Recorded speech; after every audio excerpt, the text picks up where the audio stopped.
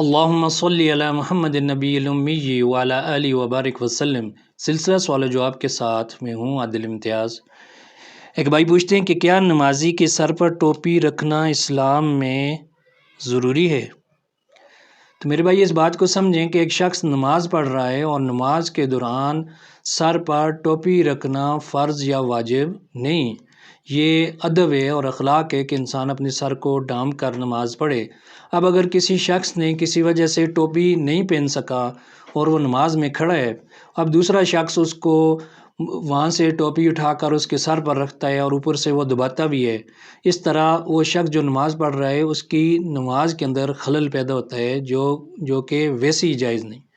تو اس بارے میں احتیاط کرنی ضروری ہے کہ اگر کسی شخص نے ٹوپی نہیں پہنی تو دوسرا بندہ آ کر اس کے سر پر اس طرح ٹوپی نہ رکھے، یہ ذرا بات درست نہیں۔ وآخر دعوانا الحمد للہ رب العالمین۔